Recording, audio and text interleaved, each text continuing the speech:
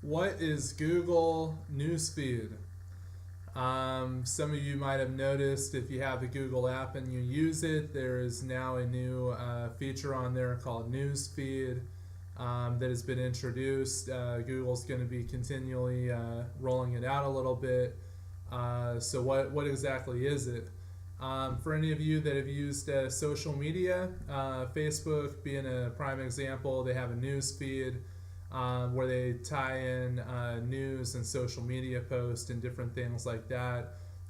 So Google's trying to do the same thing. Google has been trying to um, compete with Facebook and compete with social media for years. They've had a lot of different attempts in terms of making it happen, from Google Buzz to Orkut, entities that you probably have never heard of before. They now have Google Plus, which has really never gotten off the ground because nobody really wants to use it. For whatever reason, consumers, they think of Google as a search engine, and they like to use Google for different reasons. But when it comes to social media, nobody has really ever gotten on board.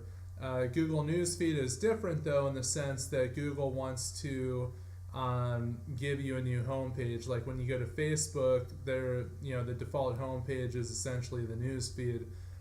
When you turn on your computer, when you open up Google Chrome or Firefox or Internet Explorer, Google would love it if their news feed was your main homepage. So what they want to do is they want to somehow tie in social media. Not sure if it's going to be tying in Twitter, tying in Facebook, tying in LinkedIn, other social media platforms that are out there, Instagram, or if it's just going to be Google Plus. They're still working on it. They're still trying to figure it out.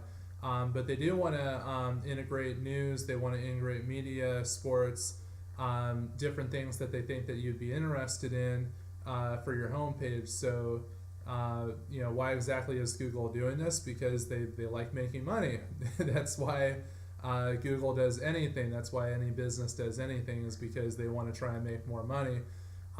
So in terms of how it's relevant for you, the business owners, it's basically going to be a new place where they want to sell not just any banner ad, but something called a native ad.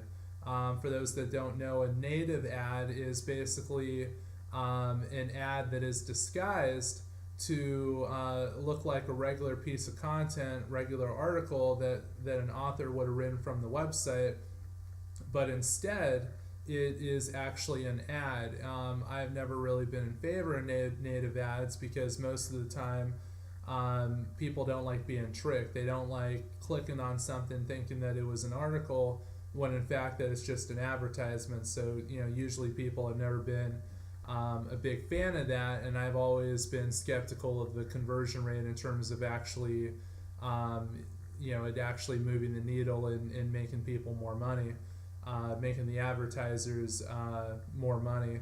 So in this case, Google wants to create a news feed where blended into all the content, blended into the social media, blended into all the news that's out there. They want to plop in little ads that they think are going to be relevant to the people that are looking at them, and that's how they're hoping to make money from it. So basically, it would be more place for them to include banner ads. So for me, the biggest thing is cost. I look at banner ads, and I really wish that I could use banner ads. I really wish me and my team and I would be able to use the banner ads to help businesses make more money compared to the search engines.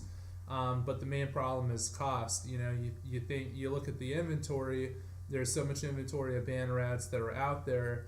But when you look at the cost in terms of what it costs to get a click from the banner ads versus what it costs to get a click from the search engines, there's really not too much difference. Like the banner ads are a little less expensive per click, but the conversion rate is way lower than what the search engines present. So, for businesses that are out there that have big budgets, they want to be covered everywhere. But for small business owners, it's more about where you get the most bang for your buck. Because if you're only spending a few $100s a month, you're not going to be able to. That's not enough money to be advertised everywhere. So you really got to cherry pick where you're going to be advertised.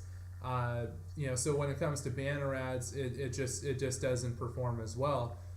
In theory, with these native ads and with the audience targeting, you would think that, okay, if you target the right demographics by gender, by age, by education, by career, by interest, you would think that if you target like the specific audience, that the conversion rate might be better, which it does improve a little bit, but ultimately a banner ad's a banner ad. Banner ad doesn't mean that somebody's interested. Might mean they're curious. It might mean they're interested. They're thinking about it. But even if they are interested, they're probably like at the very top of the funnel in their purchase journey in terms of them being actually ready for the product or the service. That's what makes search so powerful, because when people go there, they're pretty much ready to go. A lot of them, they're towards the bottom of the funnel. They're ready to go. They have a need. They're looking to sign up with somebody. They're ready to make a reservation. They're ready to schedule an estimate.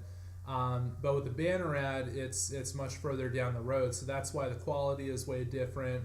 And even though you have an audience, even though you have audience demographics, it improves a little bit, but it doesn't change the fact that these people that are the perfect people, the perfect target that you're going after, this is exactly who my type of customer is, doesn't change the fact that they don't have a need. Like they might remember you might build up top of the mind awareness, they might click on the banner ad, go to your website, and then we're able to stay in touch with them through remarketing by serving banner ads to those people more frequently, so that you build top of the mind awareness, and then hopefully they come back whenever they're ready.